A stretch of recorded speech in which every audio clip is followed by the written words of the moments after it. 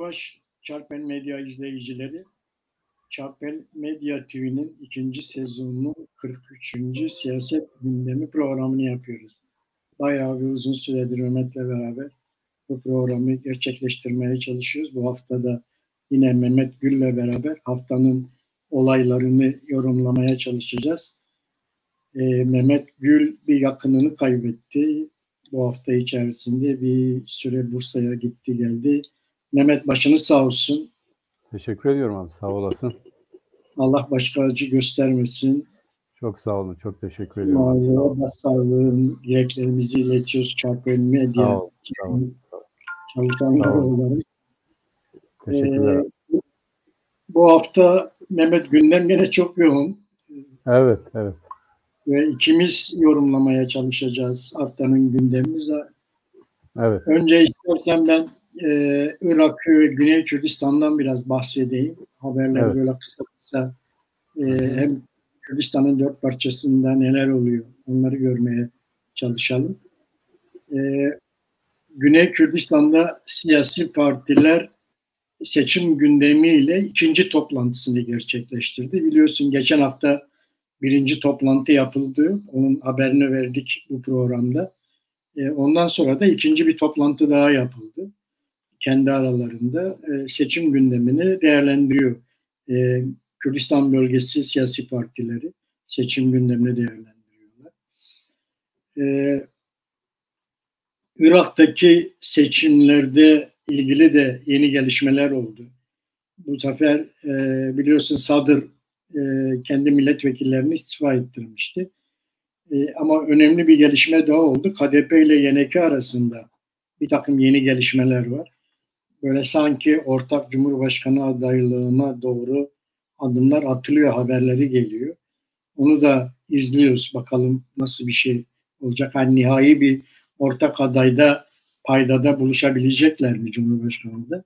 Aralarındaki görüşmelerin devam ettiğini her iki parti de kamuoyuna duyurdu. Ve bu konuda olumlu gelişmelerin olduğunu bildirdiler. İran ve Rusya Kürdistan bölgesinde büyük gaz sahasının hedef alan roket saldırıları oldu. İran var bu işin içerisinde. Rusya var bu işin içerisinde. Ve özellikle gaz bölgesine saldırıyorlar.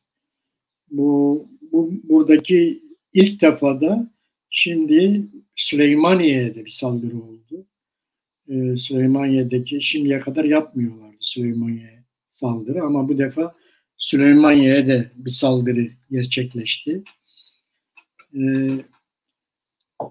Bu Kürdistan'da çıkarılan gaz biliyorsun şu anda ihraç edilmiyor. Sadece Kürdistan bölgesinin elektrik üretiminde şu anda kullanılıyor. Ama içerisinde tabii bunun dışarıya ihracatıyla ilgili zaten bölgesel güçler, uluslararası güçler herkes orada ve bir taraftan da işte bölgedeki bu gaz kaynaklarının olduğu bölge önemli bir yer burası.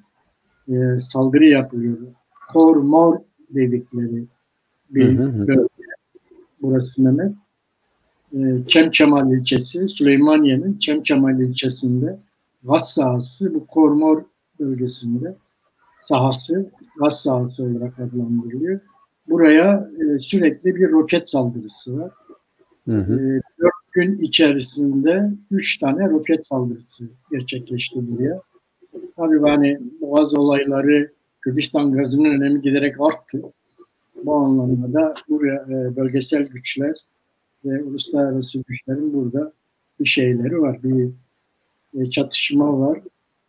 Kürdistan bölgesi dış ilişkiler sorumlusu Sefin Dizay yaptığı açıklamada Irak hükümetine acil olarak bu saldırılara önlem alması konusunda çağrı yaptı.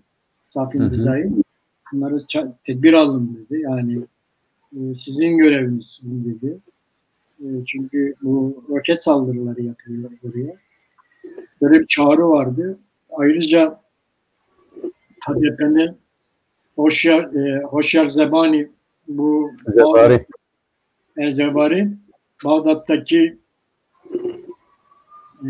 milis güçler Erbil Süleymaniye arasında fark gözetmiyor dedi. Bu da ilginç bir açıklama yaptı. Erbil'i de vuruyor, Süleymaniye'yi de vuruyor. Amaçları Kürdistan bölgesine diş çökertmek dedi. Bu da böyle açıklama yaptı.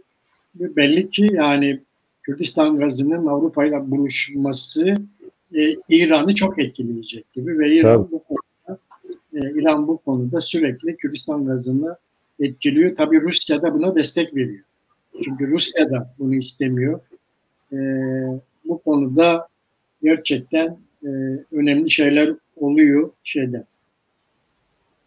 Kürdistan'ın bölgesel hükümetinde bulunduğu bölgeye sürekli bu ara yapılan bu saldırılar karşısında da bölge hükümeti oraya gitti. Oradan yöneticiler oraya gittiler, bölgeye gittiler ve bölgeden açıklama yaptılar. Bölgedeki her türlü tedbiri alacağız diye açıklama yaptılar. Kubat da oradaydı. O da oraya gitti.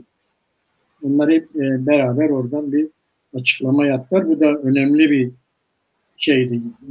gelişmeydi. Yani Irak'taki gelişmeler böyle. Bir olan Irak seçimleri. İkincisi Kürdistan bölgesinin seçimleri. Üçüncüsü de bu Kürdistan gazının Avrupa ile buluşmasının önüne çıkarılan engeller diyebiliriz. Irak'ta ve Kürdistan'daki bu üç gelişme haftanın önemli gelişmeleriydi. Kürdistan bölgesi ve Irak için.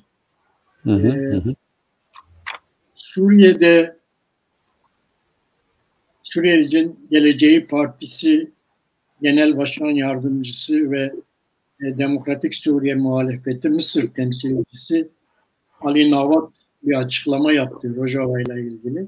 Dedi ki ABD ve Rusya Türkiye'nin Rojava'ya girmemesi konusunda anlaşmaya vardılar dedi. Bu önemli bir açıklamaydı. Bu arada tabii var, Salih Müslüm'ün ve Asya Abdullah'ın yeniden PYD eş genel başkanlıklarına, eş başkanlıklarına seçilmeleri oranın gündemindeydi. İran'da bir gelişme oldu. Doğu Kürdistan'da siyasi tutuklu 31 yaşındaki Firuz Musili Urmiye cezaevinde avukatlarına ve ailesine haber vermeden idam edildi. Bu da gerçekten çok acı bir haber ve İran'ın bu konuda ne kadar acımasız davrandığını ve kendi hukukunu da çiğneyerek hem avukatlarına hem de ailesine vermeden bu kadın siyasiyi Urmiye cezaevinde idam ettiler. Türkiye'de de ki gelişmelere de şöyle bir bakacak olursak Mehmet, Paris Kürt Enstitüsü Kürmancı çalıştayını Hamit Kılıçarslan anısına Kızıltepe'de yaptı. Çalışmaydı. Kızıltepe'de bu çalışmanın yapılması hem de Hamit Kılıçarslan'ın anısına yapıldı. Önemli bir toplantı ve bu toplantı gerçekleştirildi. İstanbul'da İsraillere suikast girişimiyle ilgili bir operasyon yapıldı ve 5 tane İranlı gözaltına alındı. İsrail sürekli Türkiye'deki İsrailleri uyarıyordu. Evlerinizden otellerinizden çıkmayın, kapılarınızı kilitleyin diye. Nihayet Türkiye bir operasyon yaptı ve 5 İranlıyı gözaltına aldığını açıkladı. Suudi Prensi Türkiye'ye geldi ve çok muhteşem bir törenle karşılandı. Önce katildi. Sonra çok önemli bir şekilde karşılandı. Resimleri de gündem oldu tabii. Evet, böyle resimleri gündem oldu ve Suudilerin paylaştığı resimlerle Türk medyasının paylaştığı resimler de birbirinden çok farklıydı. Tabii, bu da olay. Evet, çok. O da olay oldu. Evet. Bu Diyarbakır Barosu'nun 24 Nisan Ermeni soykırımı ile ilgili yaptığı açıklamaya Adalet Bakanlığı soruşturma izni verdi. Bu anda bölgede büyük bir hareketlenme var ve kuzeydeki bütün barolar Diyarbakır Barosu'na destek açıklaması yapıyorlar ardı ardına. Bu da Diyarbakır ve o bölgeyi biraz hareketlendirdi. Adalet Bakanlığı'nın bu soruşturma izni. Yine önemli bir gelişme hafta içerisinde AP Musa'nın mahkemesi olayıydı. AP Musa'nın mahkemesi olayı 20 Eylül'e ertelendi. 15 Eylül'e ertelendi. 20 Eylül'de de zaman aşımına uğruyor mesela. Ve öyle gözüküyor ki yargı olarak bütün tedbirleri almışlar ve AP Musa davası fail meçhul olarak dosyası kapatılacak, fail meçhul olarak dosyası kapatılacak gibi gözüküyor. Yani maalesef öyle bir gelişme var. Ayrıca cumartesi annelerinin 9. oturumuna polis yine saldırdı. İstanbul'daki saldırıldı. Bir sürü gözaltı oldu. İnsan Hakları Derneği Başkanı Eren Keçkin falan gözaltına alındı. Sonra bırakıldılar ama yani bu konuda da devletin saldırısı, bu konuyu unutturmaya çalışmaları devam ediyor. APMS olayı gibi bu da unutturulmaya çalışılıyor gibi gözüküyor. Biraz da dünya ile ilgili, dünyada da bir takım gelişmeler oldu. Yani mesela Kolombiya'da eski bir gerilla Cumhurbaşkanı seçildi. Önemliydi bu seçim. Gerçekten seçimin oluşumu, seçimde yapılan ittifaklar falan bunlar önemliydi şeyden. Gustavo Petro %50.46 oy aldı. %50.46 oy aldı. Ama seçilime katılımlar azdı demek. %58.6 civarında bir seçime katılma oldu. Ve 22 milyon civarında da bir oy kullanıldı Kolombiya'da. Böyle bir gelişme oldu Kolombiya'da. İsrail Başbakanı Benetti İran'ın yurt dışındaki İsraillere karşı saldırılarına karşı İran'ı uyardı ve İsrailleri uyardı bu konuda. Bütün dünyada İsrailleri karşı İranlıların bir terör saldırısı yapacakları söylentisi var. İsrailler böyle bir istihbarat aldıkları için kendi vatandaşlarını uyarıyorlar ama bu arada İsrail'de bir gelişme daha oldu. İsrail'deki koalisyon meclisi feshetti. Ve erken seçime gidecekler İsrail'de. Yeniden bir erken seçim gözüküyor İsrail'de. Yine bugün bugün G7 zirvesi var Mehmet. Ayera eyaletinde bir G7 zirvesi var ve bu G7 zirvesinde de zirvesi 28 Haziran'a kadar sürecek bu zirve. Burada daha çok da doğal gaz konusu gündemde. Rusya yatırımlarına karşı doğal gaz ve petrol meselesini G7 zirvesinde bugün yarın Almanya'da görüşülecek bu konu. Arkasından da zaten NATO zirvesi var. Oraya da gibi gözüküyor. Ve bu anlamda da işte Kürdistan gazının önemi kendisini gösteriyor. İran'ın ve Rusya'nın da Kürdistan bölgesinde bu gaz bölgesine saldırmasının altında yatan neden de bu. Zaten bu gazın Avrupa ile buluşmasının engellenmeye çalışılması gibi gözüküyor. Benim haber olarak aktaracağım hem bölgeden hem de dünyadan önemli şeyleri, benim not ettiğim önemli haberler bunlar. Ayrıca bugün Paçin Kızıltepe'de Sayın Genel Başkan Mustafa Özçelik'in katılacağı bir semineri var. O da bugün saat 10 Kızıltepe'de yapılacak. Bunun da duyurusunu yapmış olalım burada. Yorumlayacak Genel Başkan orada. Evet Mehmet, yavaş yavaş konulara girebiliriz. Biliyorsun, şeyden başlayalım. Böyle bir NATO zirvesinden başlayalım. NATO zirvesi yaklaştı. NATO zirvesi yaklaşırken de işte bu İsveç ve Finlandiya'nın NATO'ya girme konusu da daha bir sıcak hale geldi. İşte sürekli görüşmeler yapılıyor. Elçiler gidiyor, geliyor. En sonunda dün Erdoğan'la İsveç Başbakanı görüştüler. Öyle gözüküyor ki bu iş NATO'nun devreye girmesiyle çözülmesi bekleniyor. Mehmet, ne dersin?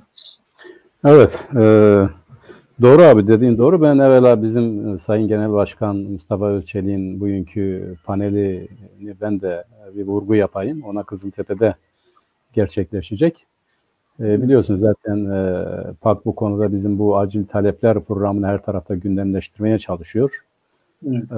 Nerede fırsat bulsak ya da yapabileceğimiz neresi varsa bütün bunları dile getiriyoruz. Sayın Genel Başkan bugün Kızıltepe'de bunu hem sürece bakışımız, yani genel bir değerlendirme, bir bilgilendirme toplantısı, aynı zamanda da bu acil talepler programımız, yani Kürt hareketinin ya da Kürtlerin kendi meselelerinin çözümü konusunda taraf olmaları için ne yapmamız gerektiği ve neleri önermemiz gerektiği konusunda Sayın Genel Başkan yine bugün kitleyi, katılanları bilgilendirecek, aydınlatacak. Evet. Umarız iyi geçer ve Kürdistan her tarafında bunların tekrarlanmasına büyük yarar var. Bu NATO zirvesinde olası gelişmeler nedir dediğiniz zaman abi, doğru, yani büyük bir ihtimalle görünen odur. Çünkü hiç kimse bu zirveden sonra biz yeniden bunu sürdürelim, konuşalım, Türkiye'yi ikna etmeye çalışalım gibi düşünmüyor, davranmıyor. Diyorlar ki bu zirvede bunu halledeceğiz. Ama bununla birlikte söyledikleri nedir? Diyorlar ki Türkiye'yi de ikna edelim. Yani rızasını alalım. Peki bu rızayı nasıl alalım? Bu rıza meselesi konusunda da hiç kimse yine Türkiye'nin beklentileri şeklinde bir cevap vermiyor. Yani bugüne kadarki kamuoyuna yansıyan açıklamaların hemen hemen hepsinde şu vardır: Stoltenberg dışında kimse Türkiye'nin kaygılarını anlıyoruz demiyor. Yani Türkiye'nin kaygıları nedir o bile bilinmiyor. Çünkü Türkiye'nin dile getirdiği aleni kaygıları konusunda bir kanaat yok uluslararası düzeyde. Yani Finlandiya ve İsveç'in tırnak içerisinde söylüyorum, terör örgütü PKK'nın üssü falan filan haline geldiği bir realite falan yok, yani böyle bir durum yok. Finlandiya'da Kürtler zaten oldukça azdır. Kürt mülteciler oldukça azdır. Zaten bunlar mülteci olarak orada yaşamaktadırlar. İsveç'te doğru vardır ama bunlar da zaten terör örgütü değil. O Türkiye'nin iddia ettiği gibi. Ama İsveç'te yaşayan Kürtlerin kimi haklarını tanıyor, kendi dillerinde konuşmaları, kendi dillerini geliştirmeleri, kendileri olarak yaşama konusunda kimi imkanlar sunuyor. Bunun dışında bir hani diyorlar yani böyle ileri derecede bir teşvik edici bir durum söz konusu değil İsveç'te de. Normal herhangi bir Avrupa devletinin bu sosyal demokrasi zihniyeti açısından da ne gerekiyorsa onu yapıyorlar. Yani temel insan hakları bu bile tam değil. Temel insan hakları çerçevesinde yapmaları gereken neyse onu yapmaya çalışıyorlar. Bunun dışında ben İsveç ve Finlandiya'nın terör örgütünün yuvaları haline geldiği, onları desteklediği konusunda uluslararası düzeyde bir kanaat yok. NATO üyeleri konusunda da bir kanaat yok. Geçen hafta da değerlendirmiştik bunu. Eğer onu arıyorlarsa bugün, yani Güneybatı Kürdistan'da konuşlu olan Amerika Birleşik Devletleri, yani en büyük, yine tırnak içerisinde söyleyeyim, terör örgütü destekleyicisidir yani. Yani öyle değil mi abi? Yani şimdi burada sen bugün Güneybatı Kürdistan'da konuşlu olan, askeri varlığı olan ve aynı zamanda burada IŞİD karşısında mücadele ediyor diye PYD'yi, YPG'yi destekleyen bir Amerika Birleşik Devletleri, sadece o değil, uluslararası koalisyon var. Uluslararası koalisyon uluslararası düzeyde oluşturulacak en statiko konusunda konumlanmışken ve durumu da belliyken, yani sen o konumu bozmaya çalışırken bunları bırakıp ya da burada herhangi bir şey söylemeden gidip iki tane pasif uluslararası siyasette de işte bir demokratik katkılar açısından önemsenmekle beraber işte diyelim bir askeri kuvveti olmadığı bu iki devlete ilişkin bir terör örgütü yuvası demen pek inandırıcı olmuyor. Bunu Türkiye'de de dile getiriyorlar. Yani bu hani fiili olarak var olan bir şey karşısında bir şey demeyip pasif olarak var olan, pasif bir durumda olan devletlere ilişkin bunu söylemek pek akıl kârı değil. Fakat şu oldu, yani onu da gündeme getirmek lazım. Türkiye'de artık şunu tartışıyorlar, ya herhalde işte bu bizi NATO'dan atarlar. Yani dileyelim ki onlar bizi atsın. Biz çıkamıyoruz ama yani NATO bizi atsın. Yani atarsa iyi olur bizim için diyorlar. Kimisi bunu söylüyor tabii. Kimisi de Biz NATO'dan çıkarsak gerçekten de hiç hoş olmaz. Ama Türkiye Devleti'nin mantalitesi, zihniyeti bu aşamada NATO'dan çıkmak gibi bir düşüncesi falan yoktur.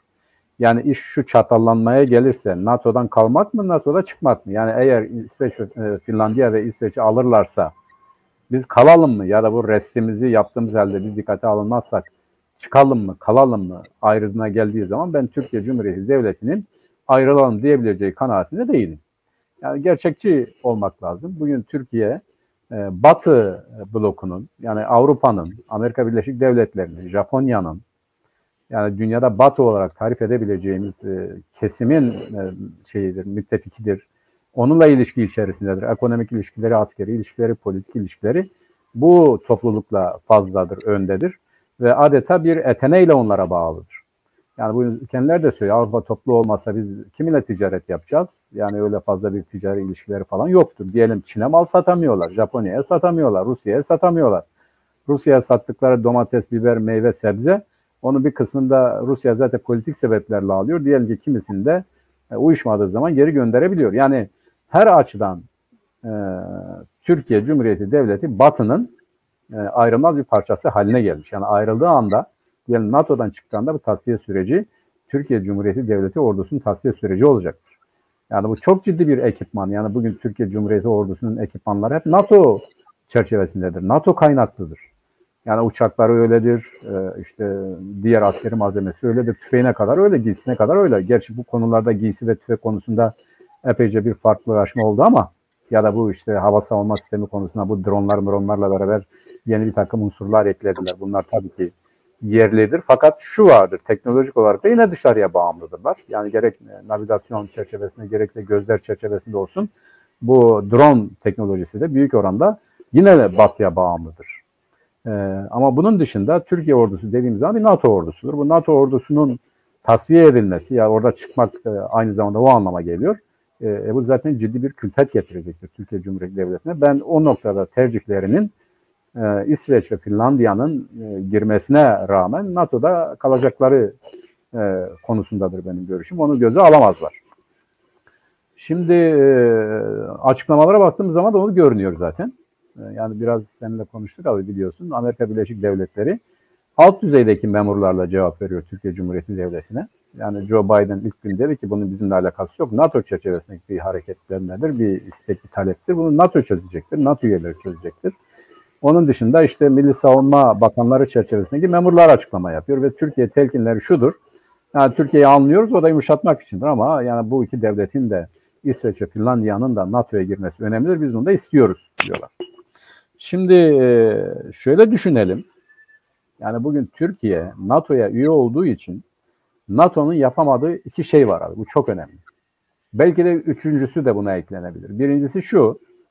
Biliyorsun İsrail'in NATO'ya girememesinin sebeplerinden biri Türkiye'nin oradaki varoluşudur.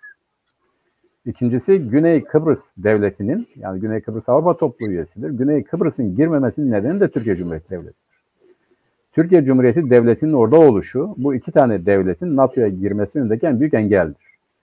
Zaten NATO bünyesindeki ülkeler de bu verili durumdan hareketle bunu pek gündeme de getirmiyorlar. Bir diğeri şu olabilir. Yani bugün artık Orta Doğu yeniden şekilleniyor. Böyle bir durumda Güney hükümetinin de Güney Kürt Devleti'nin de NATO'ya girme ihtimali vardır.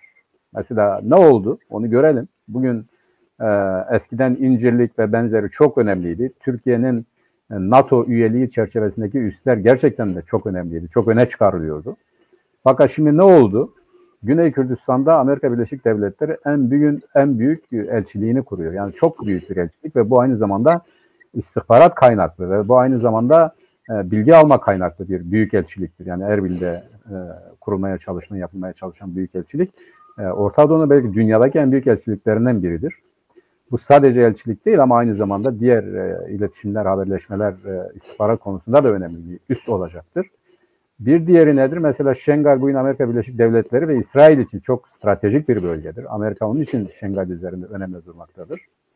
Bir diğeri Kürdistan, artık biraz sonra konuşacağız. Kürdistan artık dünya pazarları itibariyle bu gazın nedeniyle sadece bir gaz olayı değil, stratejik bir müttefiğe dönüşüyor. Yani bu gazın mutlaka Batı blokunda kalması lazım. Bu açıdan baktığımız zaman belki Güney Kürdistan'ı da NATO'ya almak gibi ya da NATO müttefiki ya da yakın çerçevesinde konumlandırmak gibi bir olay var. Türkiye'deki bütün üsler, dikkat edersin abi, muadilleri oluşturuldu. 9 tane üs var Yunanistan'da. Yani hem Akdeniz hem işte Trakya ve Rusya'ya karşı, ama aynı zamanda da Türkiye'nin yorumladığı gibi Türk stratejistler yorumluyor. Diyor ki bu aynı zamanda bize karşı üslerin kurulması anlamına geliyor. Yani tamam, Rusları frenlemek için ya da izlemek için ya da takip etmek için olabilir ama aynı zamanda eğer burada böyle bir üs varsa bu Türkiye açısından da bir tehlikedir diyorlar. Bütün bunlara baktığımız zaman Türkiye Cumhuriyeti Devleti'nin hem böyle bu kuşatılmış hali, hem işte Güneybatı Kürdistan'daki ve Güney Kürdistan'daki uluslararası siyasetle çelişkileri göz önüne alındığında kendisinin en büyük güvencesi olan NATO şemsiyesinden kendi isteğiyle çıkabileceği kanaatinde değilim. Bunu ısrar ederse, bunu ilerletirse, eğer kendisinin oradan çıkarılması gibi bir durum varsa değil İsveç'e Finlandiya'yı daha değişik tavizleri de verir diye düşünüyorum ben. Onun için Türkiye NATO'dan çıkar. Yani restini çeker, bununla da ısrar eder gibi ben bir görüşün gerçekleşebileceği kanaatinde değilim. Türkiye'nin NATO şemsiyesi altında olması kendisi açısından çok önemlidir. Bu şartlarda daha da önemlidir. Gelecek için bir şey diyemeyiz ama bu şartlarda Türkiye'nin bu resti uzun süre devam ettirme ihtimali bence çok düşük. Bir şeyler göstermedik, bir şeyler yapacaklar ama bunlar taviz niteliğinde değil. Türkiye de buna evet diyecek diye düşünüyorum. Doğru Mehmet, yani gelişmeler o yönde. Zaten baştan beri bu konuyu konuşurken hep şeyi söyledik. Yani Türkiye, İsveç ve Finlandiya'nın NATO'nun içerisine girmesine engel olamaz. Belki biraz süreyi uzatabilir ama engel olamaz diye konuşuyorduk zaten bu konu gündeme geldiğinden beri. Evet. Bir de tabii bugün bu G7 zirvesi var. G7 zirvesi de bu NATO zirvesi öncesinde yapılmış olması önemli. Orada da önemli kararlar var. İşte bir tanesi gazla ilgili, gaz ve petrolle ilgili, Rusya yaptırımlarıyla ilgili ortak bir karar almaya çalışacak Avrupa Birliği üyeleri. Biliyorsun bu konuda biraz problem var Avrupa Birliği'nin içerisinde. Yani yaptırımların hemen devreye girip girmeyeceği konusunda. Bunlar, burada Avrupa'nın bazı ülkelerinin hazır olup olmadığı konusunda bazı şeyler var, gelişmeler var. Şimdi bu NATO zirvesinde sanıyorum bu konuda bir netlik kazanacak bu mesele. Evet. Bir de Çin görüşülecek bu G7 zirvesinde. Çin'in tavrını da ele alacaklar. Oradan nasıl bir sonuç bildirgesi çıkacak onu göreceğiz. Ayrıca hafta içinde bir önemli gelişme daha oldu. Avrupa Birliği Finlandiya'ya, İsveç'i aday ülke konumuna yükselttiler. Bunu da atlamamak. Ukrayna ve Letonya'yı abi. Ukrayna ve Letonya'yı şeye yükselttiler. Aday ülke statüsüne. Hatta Gürcüler de isyan etti. Bak onlar aday oldu, biz olamadık diye. Gürcüler şimdi hükümet istifa ediyor. Ukrayna ile Moldova geldiler. Oraya yükseldiler. Bu da çok önemli bir gelişmeydi. Kesinlikle. Şimdi NATO'da yani geleneksel bir tavır da var biliyorsun. Avrupa Birliği üyesi olmadan NATO üyesi olmak çok zor. Yani bu yerde Ukrayna ile Moldova'da buraya doğru hazırlanıyor gibi. Yani Rusya buna büyük bir tepki gösterdi. Açıklama yaptı, böyle bir şey olamaz diye. Yani böyle de bir gelişme var. Hem Avrupa Birliği içerisinde hem NATO içerisinde işte orada çok büyük hareketlilik var. İşte bugün G7 zirvesi, arkasından NATO zirvesi, bu konular gündemde kalacak gibi gözüküyor ama yani sonuçta herhalde sen de hemfikirsin. Yani İsveç ve Finlandiya'nın NATO'ya girmesinin önünde Türkiye çok fazla direnemeyecek gibi gözüküyor. Öyle görünüyor. Bu G7 zirvesiyle ilgili çok kısa bir şey ekleyeyim abi. Doğru. Yani önemli kararlar alınacak ya da Batı bloku diyelim. Tabii bu eskiden böyle dediğimiz için onu söylüyorum. Yani şimdi Batı Doğu bloku kalmadı ama yani Amerika Birleşik Devletleri ve Avrupa'nın Rusya'nın bağımlılığından kurtulmak için en büyük mesele gaz ve petroldü. Şimdi Almanya bu konuda çok net hareket etti. Çünkü Almanya'nın alternatif enerji kaynakları konusundaki çalışmaları bütün Batı'nın önünde. Yani Hatırlıyorsun işte bu İngiltere ile aralarında bir problem vardı. Almanya dedi ki 2050 yılına kadar artık bu katı yakıtı devreden çıkaralım. İngiltere hayır dedi. Çünkü İngiltere en büyük petrol satıcısı bir ülke aynı zamanda da veya dünyadaki petrolü en çok denetleyen ülkelerden biridir İngiltere. Ama Almanya hem petrol kaynakları konusunda kıttır ama aynı zamanda da dünyadaki petroller üzerindeki etkisi azdır. Bunun için güneş enerjisine yöneliyor. Bugün Almanya'da bu güneş enerjisi yönündeki çalışmalar oldukça iddialı durumdadır. Fakat kısa sürede ya da orta vadede bu bütün ihtiyacını güneş enerjisiyle kaldırabilecek durumda değil. Onun için orta vadede Almanya'nın hala katı yakıt kullanma ihtimali var, durumu var yani buna mecbur. Bunun için Kürdistan gazı dünkü gibi değil. Mesela Amerika Birleşik Devletleri 50 milyar metreküp konusunda bir taahhütte bulundu. Avrupa'ya bunu sağlayacağı konusunda. Çünkü Avrupalılar madem ki Rusya'dan biz almayacaksak o zaman bu yükümlülüğün altına gir. 50 milyar metreküp yıllık Amerika Birleşik Devletleri kaya gazı garantisi verdi. Fakat bu kaya gazı da pahalıdır. Ama bugün Kürdistan'daki doğalgaz yeryüzünün en ucuz doğalgazıdır. Sevkiyatı konusunda kaya gazına göre daha avantajlıdır. Daha ekonomik bir duruma sahiptir. Ben öyle inanıyorum ki bu G7 zirvesinde Kürdistan doğalgazının da ne olacağı konusunda önemli bir karar, önemli bir görüş oluşur. Bunun oluşması sadece bir gaz alım olayı değildir. Çünkü gaz, enerji bugün yeryüzünün önemli stratejik kaynaklarının başında geliyor. Yani enerji olmazsa ekonomi diye bir şey olmaz. Böyle bir durumda yani Kürdistan gazının Avrupa'ya intikali konusunda bir ihtimal gelişirse ben Irak mahkemelerinin de verdiği karara göre işte siz bunu ihraç edemezsiniz gibi şeylerin havada kalacağı, eğer bu konuda diretirse Kürdistan'ın statüsünün değişebileceği kanaatindeyim. Yani şu andaki federal yapı gerçek anlamda bir federal yapıya, hatta konfederal yapıya dönüşme ihtimali vardır. Bu çünkü dünyanın ihtiyaç duyduğu, yani sadece Amerika Birleşik Devletleri'nin değil, Avrupa'nın ihtiyaç duyduğu bir kaynaktır. Enerji böyle bir şeydir. Ben bu konuda eğer dünyanın önemli bir kesimine hükmeden Batı bir karar verirse Kürdistan'ın statüsünde de önemli değişiklikler ya da Kürdistan'ın geleceği açısından da statükosunda önemli değişiklikler olabileceği kanaatindeyim. Zaten İran ile Rusya'nın sürekli sabotajlarda bulunması, sürekli buralara kendi paramiliter kuvvetleri üzerinden saldırıda bulunması tesadüf değildir. Onlar da böyle bir durum karşısında Kürdistan'ın statüsünün bütünüyle değişebileceği. Türkiye de buna itiraz ediyor zaten. Yani Türkiye daha ilk gün çağırdı bu doğalgaz konusunda bir anlaşma yapmak için ama İngiltere devreye girdi. İngiltere bir takım mesajlar verdi. O da iyi oldu bizim açımızdan. Belki tarihte ilk defa İngiltere ile bir ortak plan, proje çerçevesinde aynı dili kullanıyoruz. Ama Batı'nın ihtiyacı bizim elimizdeki bir enerji kaynağının statümüzde değişikliğe yol açabilecek bir düzeye ulaştığını rahatlıkla söyleyebiliriz. Yeter ki biz bunun farkında olalım. Bunu o gözle görelim, öyle değerlendirebilelim. Evet. Yani oradan da artık NATO zirvesinden gerçekten Kürdistan gazı da değerlendirilecek gibi gözüküyor. Evet. Zaten İran ve Rusya'nın son 4 gün içerisinde bölgeye 3 tane roket saldırısı yapması da hem de Süleymaniye'ye ilginç olarak ilk defa Süleymaniye'ye böyle bir saldırının yapılması gerçekten bu NATO G7 zirvesinde bu meselenin konuşulacağını göstergelerinden bir tanesi herhalde diyebiliriz. Evet. Burada şu var abi, sadece hatırlatmak lazım. Hani diyoruz ya, yani her şeyin olması demek helvanın olduğu anlamına gelmiyor. Şimdi burada en önemlisi, az önce sen haber niteliğinde verirken de söyledin, güneyde umut verici gelişmeler var. Yani KYB ile KDP arasında bir takım diyalog vesaire falan. Bunun en yakıcı meselemiz budur zaten. Yani güneyde oradaki siyasal yapılar eğer birlikte hareket etmenin artık var olmakla aynı anlama geleceği konusunda anlaşırlarsa, bu işte her malzeme var, artık helva da yapabiliriz.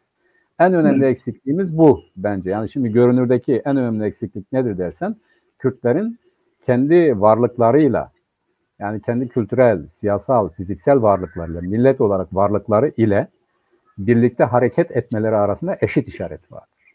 Aynen bu devletin kuruluşu ilk günlerinde olduğu gibi bunun eşit olduğunu, yani birleşirsek var oluruz, birleşmezsek de sıkıntılar yaşarız sözünün gereklerini yerine getirirlerse bence çok ciddi bir engel kalmaz. Olumlu gelişmeler olabilir. Zaten Zebari'nin açıklaması da bu yönde. Diyor ki Rusya ve İran Süleymaniye Erbil ayrımı yapmıyor. Hı hı. Evet, bu açıklama önemli. Yani artık bizim de bir araya gelmemiz, birlikte hareket etmemiz gerektiği konusunda Zebari'nin önemli bir tespiti bu. Evet, evet. Şimdi Mehmet, dünyada tabii bu G7 zirvesinin dışında Kolombiya'da bir gelişme oldu. Kolombiya'da eski bir gerilla lideri, Evet. biliyorsun, Cumhurbaşkanı seçildi. 78 kuşağı. Evet, 78. Öyle Çok diyelim. Belki buraya da bir şeyler sirayet eder. evet, belki buraya da evet, Evet, evet. yani önemliydi. %50,46 civarında bir şey aldı, oy aldı Hı hı. orada, ama seçime katılım %58 civarındaydı. İşte Evet. 22 milyon oy kullandığı tahmin ediliyor Hı hı. Kolombiya'da. Önemli bir gelişmeydi yani orada eski bir gerilla liderinin Cumhurbaşkanı olması. Hı hı hı. Ne diyorsun bu konuda Mehmet? Tabii o işte 78 kuşağı derken ben biraz da birileri bir şeyler algılasın diye düşünüyorum. Bu M19 hareketinin üyelerinden biriydi. Bu neydi? Evet. Neydi adı? Gustavo Petro.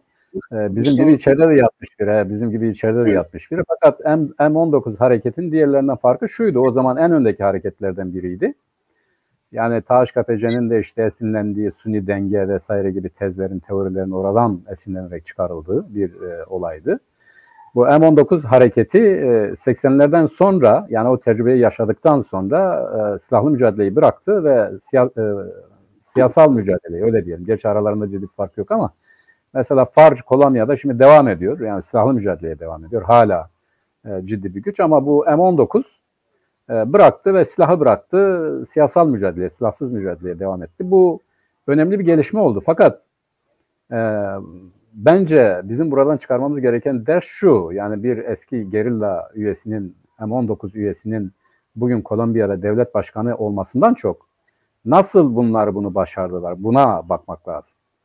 Şimdi zaten bunun rakibi de kabul etti. Seçimleri kabul etti. Kazandı dedi. Yani biz inanıyoruz ve umuyoruz ki bu yolsuzluğu ve yoksulluğu giderir. Çünkü nüfusun %40'ı ciddi bir yoksulluk içerisinde Kolombiya'da. Biliyorsun abi. Yani evet. uyuşturucu kaçakçıları, aynı zamanda çeşitli böyle belli bölgelerde egemenlik kuran gerilla hareketleri vesairesi olan bir ülkedir. Bu Gustavo Petro ülkenin çoğunluğunda 58 diyorsun ama abi, yani seçimlere katılım 58 diyorsun. Zaten diğer yerlerde katılamıyorlar. Yani bu gerilla denetimleri, egemenlikleri vesaireler olduğu için zaten onlar katılamıyorlar. Önemli bir katılım bence. Ve bunun %50'den fazlasını aldı. %50,4'ünü, karşıda %47 mi ne aldı? Öyle bir seçim sonucu var. Şimdi dikkat edersen Brezilya uzun yıllar işte Lula, daha sonra onun yardımcısının denetimindeydi. Ve Latin Amerika'nın kesik damarlarını herhalde hepimiz okumuşuzdur. Orada kuzeyin nasıl güneyi sömürgeleştirdiği, nasıl bütün gelir kaynaklarına el koyduğu, nasıl bu Latin Amerika dediğimiz Güney Amerika'nın nasıl Batı'nın sömürgesi haline geldiğini anlatıyor gayet sarih şekilde. Şimdi Lula orada ne yaptı? O bir devrimdi bana göre. Latin Amerika'nın kaderinin değişmesine Brezilya ile başladı. Bütün sol, Troçkisinden Stalinistine, Castro'cusundan işte diyelim Marksistine kadar hepsi bu işçi sınıfı sendikalar üzerinden, Lula sendikacıydı zaten biliyorsun abi, bir ittifak yaptılar ve Lula devlet başkanı seçildi. Lula'nın devlet başkanı seçilmesiyle beraber Latin Amerika'da yeni bir konsept, yeni bir trend başladı. Bu da işte legal mücadeleyle, siyasal mücadeleyle iktidar olma konsepti. Şimdi Gustavo Petro'nun en önemli, yani bu M19 hareketinin o zaman birinci dereceden en önemli gerilla hareketiydi. Hatırlıyorsun abi, M19. Daha sonradan bu siyasal mücadelenin semeresini şimdi aldı. Fakat şu ayrıntı var. Burada da Gustavo Petro diğer bütün sol siyasal hareketlerle beraber ittifak kurdular. Yani birçok siyasi hareket var. Bunlar ilk defa bir araya geldi. Aynen bir zamanlar Lula'nın yaptığı gibi A'dan Z'ye, yani karşıt siyasetler bile bir araya geldiler. İttifak yaptılar ve seçimlere katıldılar ve kazandılar. Bizim buradan çıkarmamız gereken en önemli ders şudur. Bakın bugün Türkiye ve Kürdistan'da bu çok önemli. Eğer tarihsel ne diyoruz? Tarihsel sıralamayı göz önüne alırsak. Bir, Cumhuriyetçiler, Kemalistler bu AKP iktidarıyla beraber çok ciddi bir darbe yediler ve tasfiye oldular. Yani devlet çöktü, devlet tasfiye edildi, geleneksel devlet. Bunun yerine işte daha sonra tasfiye edilen Fethullahçı hareketiyle AKP iktidarı. Yani geleneksel olarak milliyetçi, muhafazakar kesimin, hatta dindar kesimin iktidar olduğu bir süreç. Dikkat edelim. Yani bu arada işte bu sol sosyal demokrat, eğer Ecevit'i de sayarsak o çerçevede bir iktidar oldu. Şimdi bunlar da kendi görevlerini tamamladılar. Bu şu anlama gelir. Tarihsel olarak Türkiye'de ve Kürdistan'da geleneksel kuvvetlerin idare edemediği, yönetemediği bir toplumsal durum söz konusudur. Buradan çıkarılması gereken ders şudur: daha demokrat, daha ilerici, herkesin hakkını, hukukunu tanıyan, emekçilerin, Kürtlerin, dinsel azınlıkların, her neyse Türkiye realitesinde ötekileştirilen bütün problemleri kendi programı haline getiren ve herkese daha iyi bir yaşam sunan bir ideolojinin, bir düşüncenin, bir siyasal akımın iktidarına hazır olan bir Türkiye vardır burada. Ama buna uygun ne bir ittifak vardır, ne bir siyasal çalışma vardır, ne de bir iddialı bir çıkış vardır. İşte bugün altılı masa yeniden, hani bir de öyle bir şey vardır. Yani hayat boşluk tanımaz diye, siyaset boşluk tanımaz diye. Eğer orayı temsil eden kuvvetler orayı doldurmazsa farklı kuvvetler doldurur ve yeniden rejim devam eder. Çürüyünceye kadar devam eder. O çürüme bile devam eder. Eğer hakkıyla, yani orada olması gereken kuvvetler orada değilse başka kuvvetler orayı doldurur ve kendileri iktidar olur ve aynı şeyi sürdürürler. Bugün olan o. Hani bir de yedili ittifak vardır. Şimdi bu yedili ittifakın ne olup ne olamayacağı belli değil ama Türkiye'de işte soldan 7 tane kesim bir araya gelmiş. Fakat bunlara baktığımız zaman Türkiye'nin ve Kürdistan'ın realitesiyle bir şeyleri yok abi. Yani ne diyelim, bir temasları, gerçek anlamda bir temasları yok. Bu gerçekten çok ilginç bir şey. Yani dışarıdan hani diyorlar ya, bir tabloya ne kadar uzaktan bakarsan, yani tablonun gerçek değerini anlamak için onu bütünüyle görebileceğin mesafeye çekilmen lazım. Ya bunların içinden birisi kendi hallerini görebilecek kadar bir mesafeye geri çekilemiyor mu? Bunu akıl edemiyorlar. Gerçekten bu çok ilginç bir şey. Yani bir kendi dışına çıksınlar, kendilerine baksınlar. Hem kendilerini görürler, hem kendi encamlarını görür, hem de ihtiyaçlar nedir onu görür ve ona göre bir siyaset yaparlar.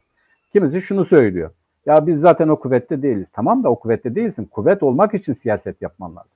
Bu siyaseti de yapamıyorlar. Aynı şey bizim için de geçerli abi. Ben mesela bu Gustavo Petro'nun seçilmesinden, devlet başkanı olmasına çıkarılması gereken en büyük tecrübenin bir araya gelmek olduğunu, ittifak yapmak olduğunu, birlikte çalışmak olduğunu düşünüyorum. Hani birileri ya bize ne falan filan der, orada o seçilmiş değil. Orada düşünün, yani bir dönem 2 tane düşman kampın, işte M19 gerilla hareketin üyesi olan biriyle, karşısında da işte sağcı blokun o maşitolar mıydı, makitolar mıydı, tontonlar, montonların, hatırlarsan abi, insanları böyle yol kenarlarında kuşuna dizdikleri bir hareketin olduğu bir Latin Amerika gerçeğinden bugün eğer iktidar olabiliyorlarsa bizim bu tecrübelerden, bu siyasi tecrübeden faydalanmamız ya da onu dikkate almamız lazım.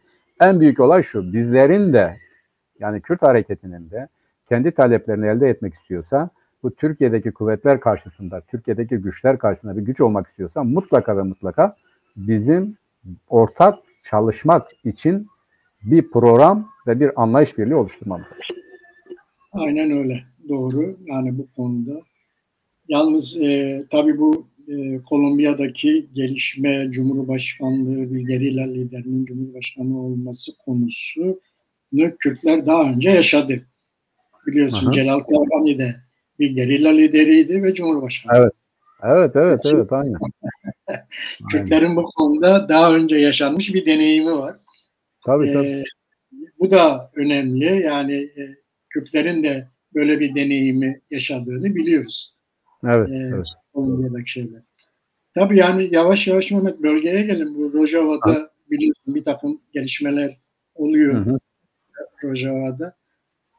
İşte Türkiye'nin bu Rojava bölgesine yapacağı çıkartmanın giderek gecikiyor ve Rusya ve ABD tarafından yapılamaz açıklamaları yapılıyor bu konuda. İşte orada da bir gelişme oldu. PYD'de eş başkanları değişti falan. Bir gelişme oldu orada da. Burada bence de hani bu son gelişmelere baktığımızda gerçekten hani Türkiye'nin o bölgeye böyle bir çıkarma yapmasında Rusya'dan ve ABD'den onay almadan yapması çok zor gözüküyor. Artı zaten rejim de karşı buna. Suriye rejimi de karşı Hı buna. İran da karşı buna. İran'ın da bu konuda bir tavrı var. Tüm böyle bu bölgesel dinamikleri değerlendirdiğimizde öyle gözüküyor ki yani böyle bir operasyon zor gibi gözüküyor. Ne dersin bana? Evet abi, doğru söylüyorsun.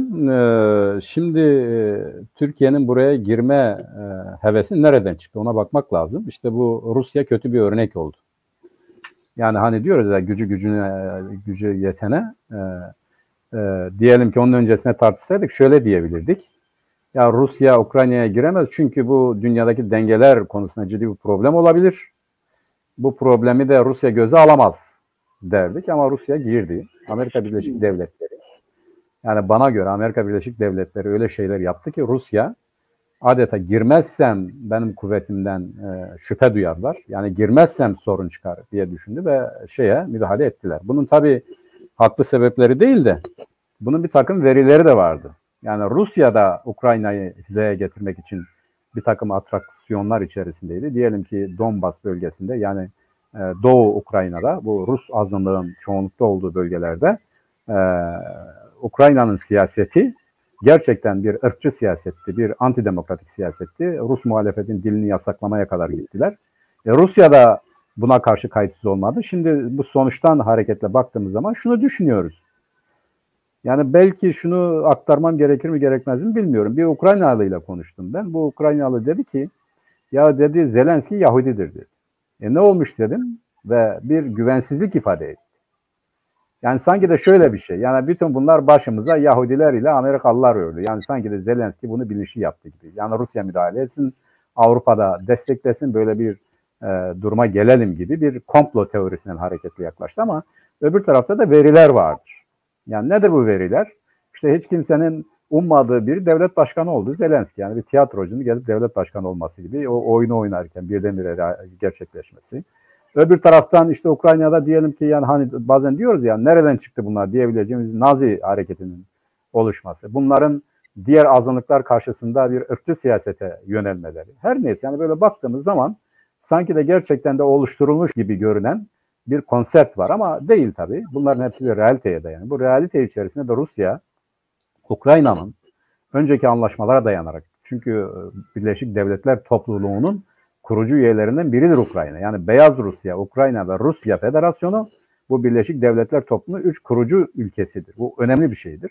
Bunların da diyelim ki Batı ile anlaşması nedir? Batı ile anlaşması da Ukrayna'nın asla NATO üyesi olamayacağı yönde. Mesela Polonya oldu, Romanya oldu, Bulgaristan oldu. Bunlarla ilgili çok ciddi itirazlar olmadı. Yani oldu da ama çok ciddi itiraz olmadı. Örneğin Letonya, Estonya, Litvanya oldu, Baltık ülkeleri oldu. Ama Ukrayna meselesi Rusya için de çok önemliydi. Fakat ilk defa bu uluslararası anlaşmada ya da bu zimni anlaşma diyelim, buna aykırı bir takım gelişmeler oldu. Bu aykırı gelişmelerin neticesinde Rusya, eğer ben müdahale etmezsem dünya gücü değilim demektir zihniyetinden hareketle buraya müdahale etti. Fakat şu da vardı, Rusya Akdeniz'e tarihler boyu hep inmek istemiştir. Ama Suriye siyaseti konusunda Batı'nın çıkarlarına aykırı hareket etti. Ve sanki de Rusya'nın Suriye siyaseti Ukrayna'da kendisine karşı bir ayak bağı olarak çıktı ve şimdi yutamadığı bir lokmayı çiğneyip duruyor. Şimdi Türkiye bundan şunu anladı. Yani hani bugün biz Güneybatı Kürdistan'a müdahale ediyorsak Türkiye buradan şunu anladı. Dedi ki Türkiye Cumhuriyeti tarihinde de bu vardır. Yani biz ne yapabiliriz değil, onlar ne yapabilirler? Örneğin biz bunu yaparsak karşı ne yapabilir? Hamlesini hesap ettiler. İşte Rusya onlar ne yapabilirler diye girdi. Kimse de bir şey yapamadı dedi Türkiye. Demek ki olabiliyormuş. Yani fiilen girdiğin zaman diğerleri eğer bir şey yapamıyorsa bu siyasettir, bu olabilir. Ve Türkiye buradan Rusya'nın o siyasetinden bunu anladı. Dedi ki ben girersem ne olur? Yani böyle yaklaştı ilk defa. Yani onun öncesinde hep önceden görüşüyordu, tavizler veriyordu, anlaşmalar yoluyla, buyla şöyle yapıyordu. Şimdi ilk defa gireceğim dedi. Fakat gireceğim dedikten sonra da diğerleri giremezsin dedi. Şimdi Türkiye'nin bu noktada yapması gereken şu: giremezse ciddi sıkıntı çıkar, girerse ciddi sıkıntı çıkar. Hani kendi açısından ciddi bir problem oluşturdu dediğimiz hadise budur. Yani Rusya girdi, kendisi açısından çok ciddi sorunlar çıktı. Nedir bu ciddi sorunlar? İşte ambargolar gündeme geldi ve ciddi bir direnişle karşılaştı. Bu direnişi, yani Ukrayna'nın direnişini ezebilecek askeri kuvvete sahip ama bunun insani boyutları, uluslararası tepkiler göz önüne alındığında bunu yapamayacağını da gördü. Şimdi daha çok zamana yayarak bir siyaset takip ediyor. Türkiye Cumhuriyeti Devleti böyle yaparsa bunu yapabilir mi? Bu gücü, bu kuvveti vesairesi var mı? Ve onu göreceğiz. Yani Türkiye Cumhuriyeti Devleti ilk defa herkesi karşısına alarak bir operasyon yapma niyetini açıkladı. Bunu yapabilir mi? Ben kolay olduğu kanaatinde değilim. Bunun sebepleri de şunlar. Yani onlar bizden daha iyi görüyorlar. Birincisi, Türkiye Cumhuriyeti Devleti'nin gücü, yani ekonomik ve askeri gücü, bu dediği çapta bir operasyon yapmasına izin vermez. Yani bu düzeyde bir işgalci kuvvete dönüşme kapasitesi yoktur. Diyelim ki bunu gerçekleştirdi, sürdürme kapasitesi yoktur. Bu ekonomik güçle, bu ekonomik durumla bunu sürdüremez. Bir diğer sebep, en önemlisi, Amerika Birleşik Devletleri, Rusya çok net bir şekilde dediler ki senin oraya girmen doğru olmaz. İyi de olmaz dediler. İran dedi senin oraya girmen doğru olmaz, iyi de olmaz. Suriye dedi biz direneceğiz dedi. Onun dışında daha yeni gündeme geldi, sen de söyledin işte.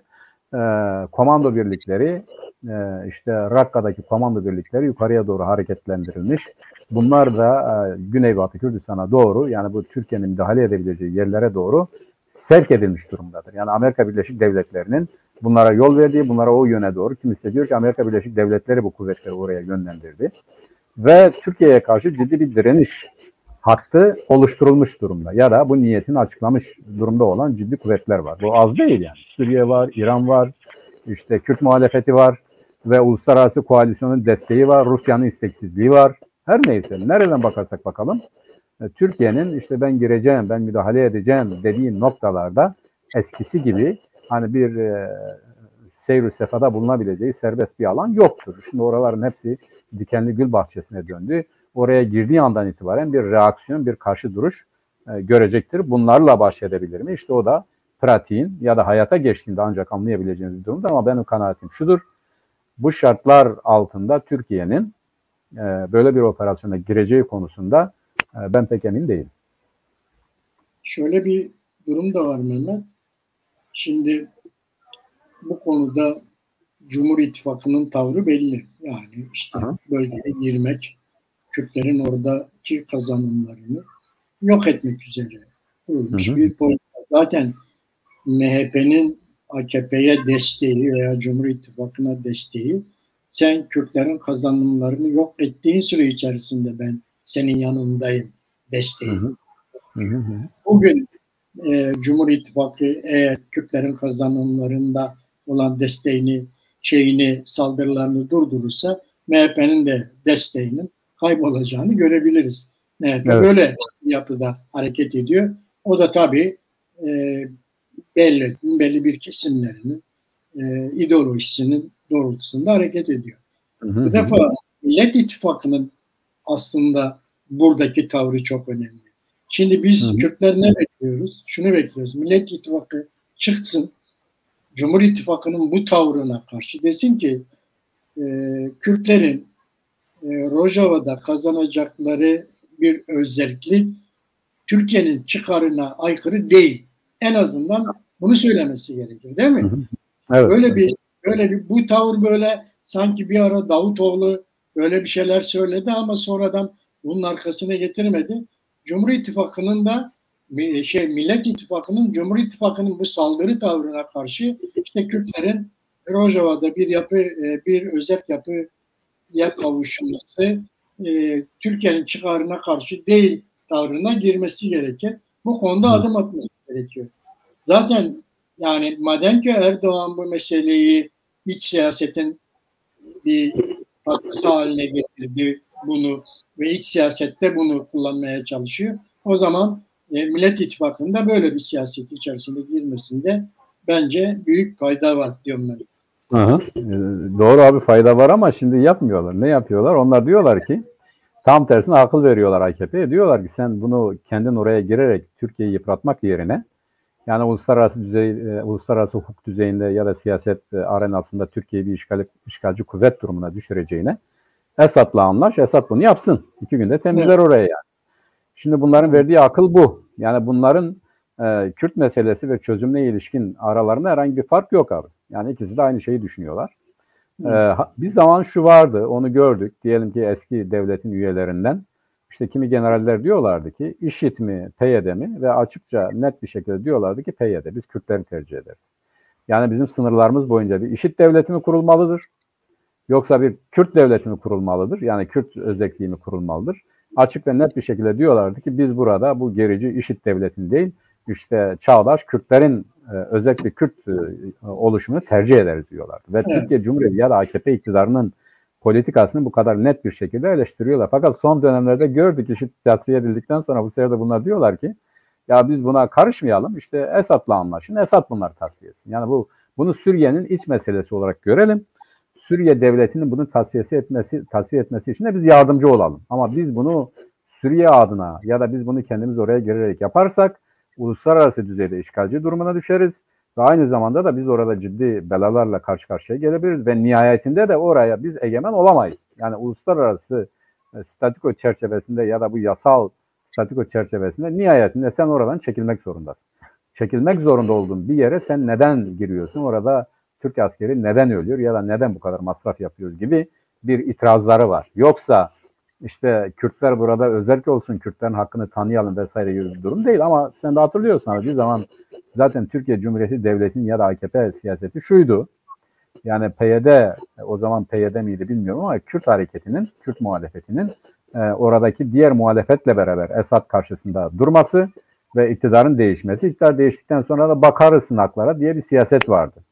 Hatta o zaman işte Salih Müslim geldiğinde değil mi? Yani gayet iyi karşıladılar. Resmi düzeyde muhatap oldular. Hatta kimisi dedi ki ya pasaport bile verdiler Salih Müslim'e. Zaten Salih Müslim de burada okumuştu. Yani Türkiye'de okumuş. Buradaki bir üniversiteden mezundur. Bunu kendileri açısından doğru bir siyaset olarak görüyorlardı. Ama sonraki dönemde Kürtler kendi başlarına hareket edince, haklarına falan söz edince de bu siyaset değişti. Şimdi Davutoğlu bence bugün de aynı görüştedir. Yani Davutoğlu'nun Kürtlere bakışı ile diğer siyasal partilerin Kürtlere bakışı arasında bir nüans vardır. Davutoğlu bir Osmanlı siyaseti güttüğü için Kürtleri bu Osmanlı siyasetinin önemli unsurlarından biri olarak görüyor. Yani diyor ki eğer biz yeniden Osmanlı gibi Orta Doğu'ya, Balkanlara, Orta Asya'ya hükmedeceksek, bir Osmanlı gibi davranacaksak buradaki milletlerin varlığını olduğu gibi kabul edeceksin. Bunların işte bir takım demokratik haklarını vesairelerini tanıyacaksın.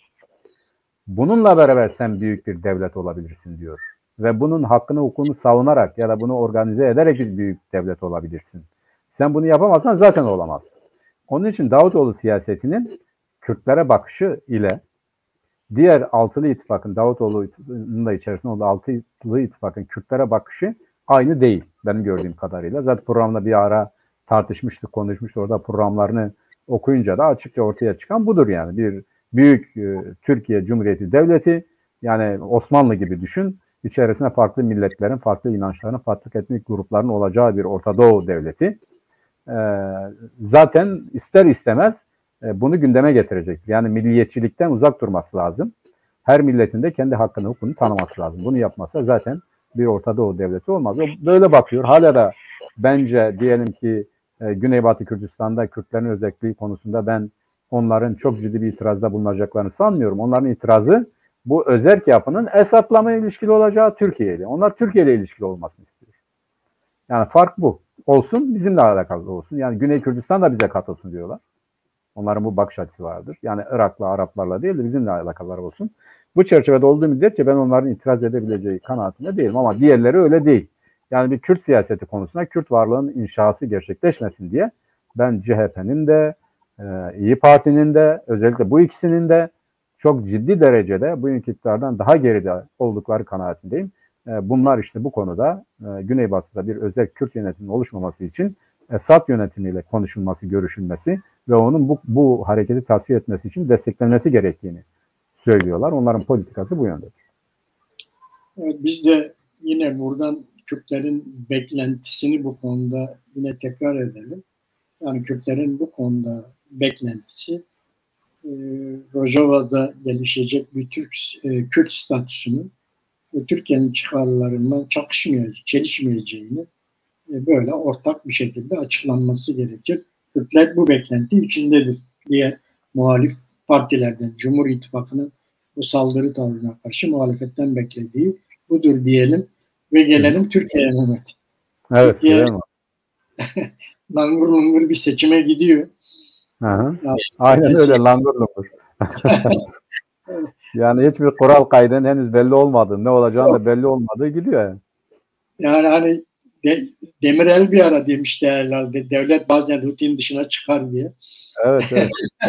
Demirel'in lafıydı değil mi? Evet, Demirel'in lafı. Evet. Şimdi hakikaten böyle çok açık, çok net rutin dışı işlerin olduğunu görüyoruz.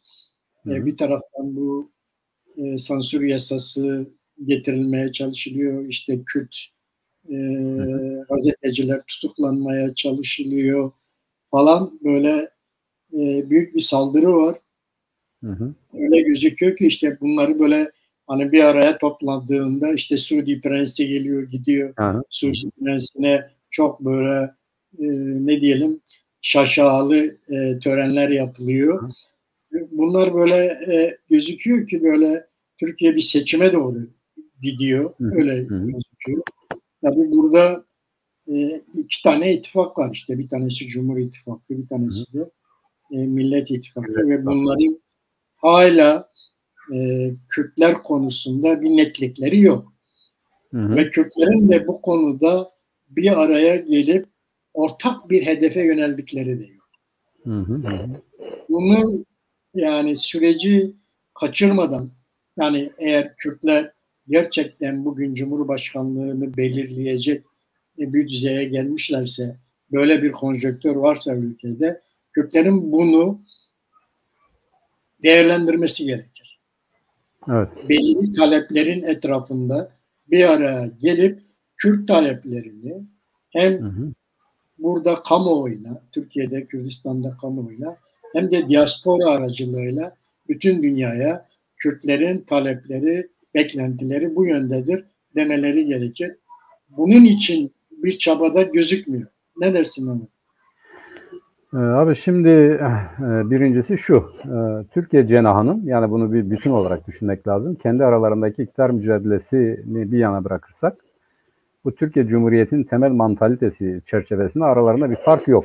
Yani hürriyet, itilaf ile İttihat Terakki'yi düşünelim abi. Yani hani diyorlar ya, Osmanlı döneme gidersek hürriyet ve itilaf ile İttihat ve Terakki arasındaki farkı bugüne taşıdığımız zaman Cumhuriyet Halk Partisi ile Adalet ve Kalkınma Partisi eksenli ya da odaklı işte oluşumları tarif edebiliriz. Burada biraz şöyle görünüyor. İşte diyelim ki dindar olarak görünüyor. Yani Türkiye'de dindar kesim partisi olarak görünen Saadet Partisi'nin CHP tarafında görünmesi paradoks gibi görünüyor. Aslında paradoks değildir. Türkiye Cumhuriyeti Devleti kuruluşundan itibaren baktığımız zaman her zaman Cumhuriyet Halk Partisi içerisinde milliyetçisi de vardır, muhafazakarı da vardır, seküleri de vardır. Yani laiki de vardır. Cumhuriyet Halk Partisi böyle bir partidir. Zaten diğer siyasi hareketler Cumhuriyet Halk Partisi içerisinden çıkmışlardır.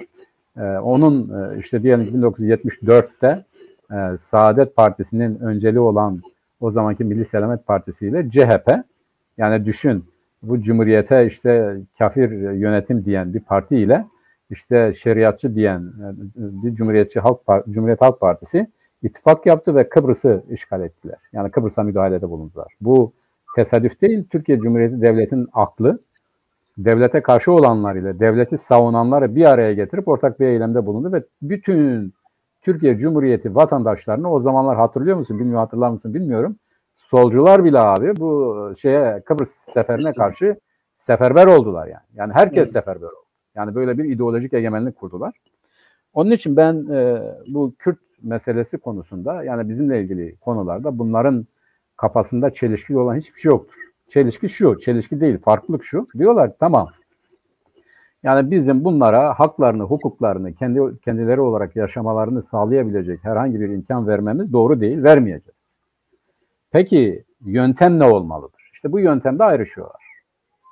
Şimdi bu yöntemdeki ayrışmaları, örneğin bana göre bugün AKP iktidarının bu kadar iktidarda kalmasının bir tek sebebi vardır. Kürdistan'dan önemli miktarda oy almalarıdır. Yani Kürt halkının önemli bir kısmının AKP'yi kendi sorunlarının çözümü açısından, yani bu sorunun biçimi önemli değildir. Seçenek görmeleri bugüne kadar onu seçmeleri idi. Yani diyelim Kürdistan'da %50'nin üzerinde oy alıyordu değil mi AKP? Ve bu siyasetle Türkiye Cumhuriyeti Devleti dedi ki evet, muhafazakarlar Kürtleri yönetebiliyorsa Türkiye'deki bir takım yasa dışı işlerini ya da senin rutinin dışına çıkmalarına göz yumacağız dedi. Ya bugüne kadar bu böyle geldi. Yani AKP'nin Cumhuriyete ilişkin bir takım olumsuz siyasetlerin görmezden gelinmesi, yolsuzluklar, bunlar, şunlar ve benzerleri konusunda ses çıkarılmamasının en önemli nedeni AKP'nin bugün devletin bekasını, varlığını bulunduğu coğrafyada, hatta Orta Doğu'da belli kesimlerle ilişkiler itibariyle sürdürebilecek yetenekte olmasıydı. Bu da işte sahiplenmiş olduğu ideoloji, inanç ve benzeri her neyse onun üzerinden gerçekleştiriyor. Şimdi bu konuda bir fikir ayrılığı yok. Fakat yöntem konusunda ayrılıklar vardır. İşte diyelim ki birileri diyor ki ya dini öne çıkararak, yani eğer biz Türk dersek, Türk dersek, Kürtler de Kürt der. Yani bir milliyetçiliği teşvik etmiş oluruz. Onun için bu Kemalist jargonun Kürtleri yönetme açısından bir avantajı yok. Ama kardeş dersek, Müslümanız dersek bu önemli bir bileşendir. Bunu kullanarak bunu yapabilir. İşte bunu yaptılar bu ana kadar. Fakat şimdi Millet İttifakı ile Cumhur İttifakı'nın yürümeyen bu rejimi yeniden kurmak için örgütlendiği bu günlerde yeniden bu konu gündeme geliyor. AKP artık eskisi gibi Kürtlerden oy almıyor. Yani bu hendekler meselesinden sonra AKP giderek Kürdistan'dan uzaklaştı. Yani burada aldığı oylar azaldı. Seçimlerde de zaten bunlar ortaya çıktı. İşte diyelim hangi seçimde onu kaybetti? Haziran seçimlerini kaybetti. Kasım'da farklı bir konsept kurarak seçimleri kazanabildi. O da kazanıp kazanmadığı ayrı bir şeydir. Kimisi işte altı alan Üsküdar'ı geçti dedi. Gerçekten de ciddi bir takım sıkıntılar vardı. Mühürsüz oylar bile kabul edildi o zaman değil mi abi? Öyle bir durum var. Şimdi bu iki çevrenin Kürt siyasetine alakalı yöntemdeki farklılığı şudur. Dikkat edersen AKP yeni bir şey söyleyemiyor. Yani ne dese inanılır gibi değil. Bir, iki müttefiki ittifak içerisinde olduğu kesimlerden ötürü de ileri şeyler söyleyemiyor. Zaten söylemek istemiyor. Hani usulen olsa bile bunu söylemiyor. Yani geriye ne kalıyor? Birey üzerinden, yani Öcalan üzerinden bir takım haklar tanıyarak, bireysel düzeyde haklar tanıyarak diğer geri kalanların kafasını bulandırmak ya da farklı düşünmelerine sebep olacak demeçler verdirmek istiyor ya da o intibayı yaratmak istiyor. Bugünlerde de yine bir anketörün ANAR Başkanı'nın söylediği AKP bugün Kürtlere karşı bir dil, yani söylemde bir değişiklik yapmak istiyor. Bu söylemdeki değişiklik nedeni de şu. Diyorlar ki Kürtler hiç değilse AKP'yi kendi hakları karşısında duyarsız görmesin. Yani AKP bu duyarlılığı hissettirebilecek bir söylem değişikliğine gitsin. Eğer böyle yapmazsa, bir söylemini değiştirmezse, şimdiye kadar devam ederse, yani bu MHP'nin istediği şekilde devam ederse AKP'nin Kürtlerden oy alma ihtimali yok. Bak dikkat et, herhangi bir olumlu bir şey önermiyor. Geçmişte de onu biz yaptık, şunu biz yaptık falan ettik filan ettiği de kimse inanmıyor. Tamam yaptın da şimdi sen bize zulmü yaşatıyorsun ya. Bugün Kürtleri yok diyorsun, Kürt sorunu yok diyorsun. İşte HDP'yi düşmanlaştırıyorsun. HDP'yi düşmanlaştırmak sadece siyasal parti olarak HDP değil, HDP'ye oy verenler de sana düşmanlar. Onlar da düşmanlaştırıyor. Onlar da diyor ki ben oy verdiğim partiyi düşman görüyorsan ben sana oy vermeyeceğim diyor. Eskiden olsaydı böyle düşünmeyebilirdi. Şimdi öbür taraf açısından ise, yani Cumhur İttifakı açısından baktığımız zaman abi, Cumhur İttifakı içerisinde en ileri düzeyde olan, yani söylemleriyle en ileri düzeyde olan CHP'dir. CHP dedi ki Kürt sorunu vardır, çözümü parlamentodur, muhatap HDP'dir. HDP ne diyor? Ben Türkiye Partisi'yim. Kürtler için ne istiyor? İşte dilini milini tanıyalım. Yani Kürtlerin yine olmadığı, dikkat et abi, yani CHP önerisinde bile Kürtlerin olmadığı, Kürtleri direkt muhatap alacak bir yapı olmadığı konsepti öneriyor. Yani Kürtlersiz bir Kürt sorunu çözmek istiyor. Parlamentoda Kürtler yok. Öyle değil mi abi? Daha çok sen söylüyorsun parlamento gerçeği yansıtmıyor diye. Şimdi HDP orada ben yani Kürtleri temsilen buradayım demiyor, diyemiyor. Yani Kürtlerin olmadığı bir mekanda, Kürtlerin tanınmadığı bir mekanda Kürt partisiyim demeyen ya da Kürtleri temsil ediyorum demeyen ama Türkiye Partisiyim diyen bir partiyle oturuyor. Kürt meselesini çözecek. Nasıl çözecek bunu abi? Yani bir defa bu söylemin kendisi bile, hani diyorlar ya, biz sizin hakkınızı da savunuruz ya da sizin statünüzü de belirleriz ya da senin nasıl yaşayacağını biz kararlaştırırız. Bu Nobran Türkiye Cumhuriyeti Devleti'nin tutumunda başka bir şey değil. Sadece yöntem farklıdır. Yani bu yöntem farklı dışında başka bir şey yoktur. Ama bunun tek kabahati onlarda mıdır? Ya da diyelim ki onlar çok mu uyanıktır? Hayır, değildir. Burada kabahatin büyüğü, bir şiirde de dile getirildiği gibi, kabahatin büyüğü sende kardeşim. Yani kabahatin büyüğü bizde. Burada Kürtlerin, ötekilerin, ezilenlerin haklarını savunabilecek, bu konuda örgütlü, dirayetli, direngen bir yapı olmazsa bir diğerleri çıkar, birilerine, işte bizlere nasıl yaşayacağımız konusunda bir elbise biçmeye çalışır. Yine az önce dediğimiz gibi en büyük eksiklik buradan ileri geliyor. PAK bu konuda bir şeyler yapmaya çalışıyor fakat bunlar yeterli değil. Yani açık açık bunu kabul etmek lazım. Henüz Kürdistan'daki siyasal hareketler, yani hem güçleri konusunda, güçleri çerçevesinde bir şey yapamadıkları halde hem de bir araya gelmemek konusunda oldukça kararlı davranıyorlar. Yani oldukça dirayetlidirler. Türkiye Cumhuriyeti Devleti karşısında kendi taleplerini dile getirmek, o talepleri kazanmak için ne gerekiyorsa yapmak konusunda değil, dikkat et abi. Bunun olmaması için ne gerekiyorsa yapıyorlar ve bu konuda da çok dirayetli, çok kararlı. Diyorlar ki biz doğruyuz, biz haklıyız. Peki sen ne yapacaksın dediğimizde de hiçbir şey yapamıyor. Hiçbir şey yapamıyorlar. Dikkat et, hiçbirisi tek başına herhangi bir şey yapamıyor. Kimileri de şunu söylüyor. Ya boş ver, yani Türkiye'de olan oluyor, bizi ne ilgilendiriyor? Oysa kendisini ilgilendiriyor. Yani bugün Türkiye kendi hayatını programlamış. Bak, yerini, yurdunu, her şeyini elinden almış, topraksızlaştırmış, kültürsüzleştirmiş, dilsizleştirmiş, milletsizleştirmiş. Bunu yapan kimdir? Bizi ilgilendirmez dedikleri bir yapı, bir organizasyon, bir devlet. İşte bence bizim mantalite değişikliği şu olmalı bizde de. Yani kendimize iğneyi batırdığımız zaman şunu hissetmemiz lazım. Bizimle ilgili bir gelecek, bir ev, her neyse, yani bir konsept oluşturmaya çalışan bir yapıyı sen bizim hakkımızda bunu yapma yetkisine sahip değilsin diyebilecek kuvveti nasıl oluşturabilir? Ya basittir. Yani bir araya gelirsen bir şeyler olur. Sonra da bir şeyler yaparsan o ortak kuvvetle yine belki bir şeyler olur. Bir şeyler olmazsa da birileri seninle ilgili bir gelecek tasarladıkları zaman ben bunu tanımıyorum diyebilirsin. Yani benim katkımın olmadığı, benim görüşümün alınmadığı, benim birlikte konuşmadığım herhangi bir geleceği ben kabul etmiyorum kardeşim. Bunu söylemek için hepimizin bir arada olması lazım. Bu hepimizin ortak çıkarınadır. Herkesin, yani birinin çıkarına, birinin zararına olan bir şey değildir. Madem ki aynı şeylerden söz ediyoruz, bu aynı şeyleri birlikte dile getirelim.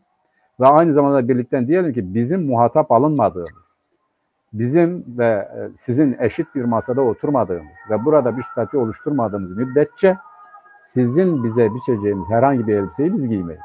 Bir zamanlar şöyle bir şey vardı, yani aklıma geldi. Çok ilginç bir şey. Şimdi devlet tek tip elbisesi giydirmeye çalışıyordu bize cezaevlerinde. Tabii bir gün biz Adana cezaevindeyken bunlar sabah uyandık, getirmişler kapının önüne bırakmışlar. Balyalarla atmışlar elbiseleri. Diyelim o koğuşta kaç kişi var? 40 kişi, 40 takım bırakmışlar. Yani bu 40 takım elbise de aynı kalıptadır. Hani beden var ya, yani diyelim ki 40 beden, 50 beden değil yani. Tek tip. Aynen bedenleri de tek tip. Ne yapıyorlar? Diyelim ki o zaman giyenler genişler daraltıyor. Dar olanlar da genişliyor. Arkasına bir bez atıyorlar da öyle diyorlar. Şimdi biz kalktık, kapının önünde elbiseleri gördük. Yani kimimiz dedi ki hayır, biz bunları giymeyeceğiz dedik. Kimimiz de dedik ya yok, ne var ki ya, bunu giyelim. Şimdi onun öncesinde bir şöyle konuşuyorduk ama. Yani diyorduk ki böyle bir şey olursa biz giymeyiz. Fakat gruplardan biri hiçbir şey demiyordu. Yani ne giyeriz diyordu, ne giymeyiz diyordu. Geldiği gün onlar giydiler. Ama giymeyenler azınlıkta kaldılar. Şimdi aynen aynı süreç, yani bunlar bir şeyler hazırlıyor, getiriyor, bizim kapımıza bırakıyorlar. Diyorlar ki sen al bu kıyafeti giy. Bu kıyafet sana darsa bir parça ekle, büyüt giy. Bu kıyafet sana genişse daralt giy. Ama onlar bize bir tek tip kıyafet vermeye çalışıyorlar. Şimdi bizim daha şimdiden bunu söylememiz lazım. Kardeşim, biz bize biçeceğimiz bir kıyafeti giymeyeceğiz. Eğer biz orada değilsek, konuşmuyorsak, her birimizin bedenine göre, her birimizin kişiliğine yakışır şekilde bir şey yapmadığımız müddetçe, her birimiz kendimiz olarak onu giyerek, gönüllü olarak giymediğimiz müddetçe bize biçeceğimiz hiçbir elbiseyi giymeyeceğiz. Bunun etkili olması için de birlikte söylememiz lazım yani. Bu kadar basit. Konuda söyleyeceklerim bunlar. Ya işte şimdi bu siyasal mücadele, parlamenter mücadelede Kürtler yeni değiller yani. Kürtler ta 1. Türkiye Büyük Millet Meclisi'nden beri bu parlamentonun içerisindeydiler. Orada Kürtlerdi abi o zaman. 1. parlamentoda, 1. Türkiye Büyük Millet Meclisi'nde Kürtler hem kimliğiyle hem coğrafyasının adıyla varlar. Tabii. Kürdistan parlamentoları, Lazistan parlamentoları falan. Evet, aynen öyleydiler. Kürdistan parlamenteriydiler. 1. Türkiye Büyük Millet Meclisi'nde. O günden beri Kürtler bazen bağımsız adaylarla, bazen farklı listelerden, işte SHP deneyimi, TİSİP deneyimi falan böyleyle parlamentoya falan gittiler. Burada bir şey yok. Gidip gitmeler oldu. İşte tam 100 yıllık bir deneyim neredeyse. 1920'lerden aldığımızda 100 yıllık bir deneyim. Ama bunların hepsine baktığımızda bir sorun var burada. Kürtlerin oyları Kürtlere kazanım olarak gelmiyor.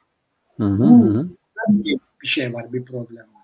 Bağımsız adayı da çıkardık, CHP'den adayı da çıkardık, Adalet Partisi'nden de gönderdik, TİP'ten de gönderdik, şimdi HDP'den de gönderiyoruz. Peki Kürtler ne yapıyor?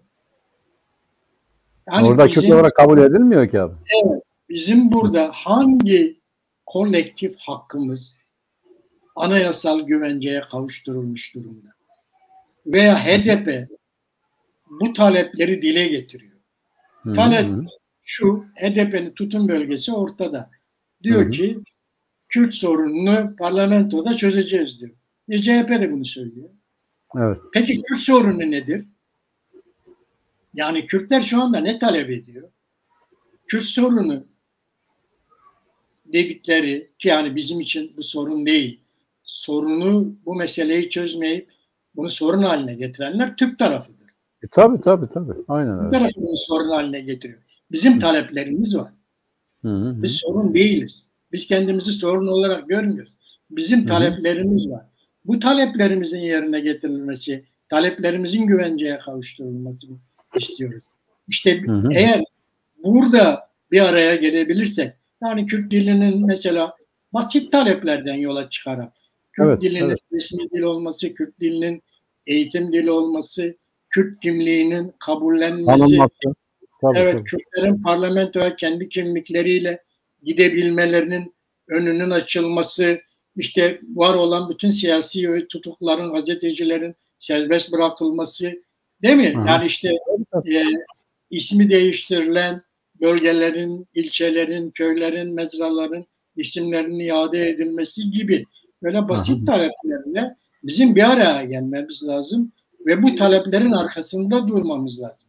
Yoksa 100 yıllık deneyimi aynen yaşayacağız. Yani tamam, Kürtler gidecek, oy verecek, işte 60 kişi, 70 kişi parlamenter olacak, tamam, ama Kürtler gene bir şey kazanmayacak. Evet. Yani toplumsal bir kazanım yok, kolektif bir kazanım yok. Nereye geldik? 100 yılda nereye geldik? İşte Kürtler yoktu, kart kurttu. İşte şimdi Kürt vatandaşlarıma geldi. 100 yılda geldiğimiz, şimdi Türk sağda, Türk solda ne diyor? Kürt vatandaşları diyor. Buraya geldik. 100 yılda geldiğimiz nokta burası. Yokturdan vardır'a geldik. Vardır ama hakları yok. Coğrafyaları yok. Böyle bir şey yok. Hepsi Türkiye'lidirler. Bunların coğrafyaları yoktur. Bunların bir hakları da yoktur. İşte eşit vatandaşlık şeklinde bu işi çözeceğiz. Bizim taleplerimiz bu değil. Kürtler kamuoyu yoklamalarından da açığa çıktı ki Kürtlerin artık kimlik talebi. Kürtlerin artık odur zaten, esası odur. Problemleri var. Bunları çözmeye çalışıyorlar. Bu talepleri var. Bunların dile getirilmesi lazım. Eğer bunlar dile getirildiği zaman Kürtler bir kazanım elde edecek. Yoksa işte ortak vatan, demokratik cumhuriyet falan bunlar kapalı laflar. Açık konuşalım. Demokratik cumhuriyet dediğinizin içerisinde Kürtlerin resmi dili var mı? Kürtlerin dili resmi dil olacak mı?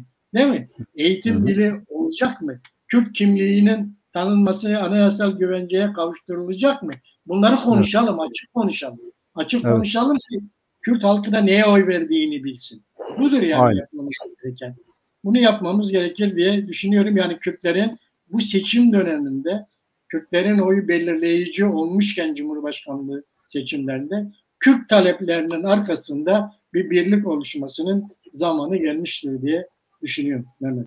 Var mı senin ekleyeceğin bir şey? Evet, teşekkür ediyorum abi. Güzel toparladın. Zaten zamanımız da doldu. Evet. Sevgili Çarpel Medya izleyicileri, bir programın sonuna daha geldik. Önümüzdeki hafta yeni konu ve konuklarla tekrar görüşmek üzere. Dembaş Mehmet. Dembaş abi. İyi tatiller.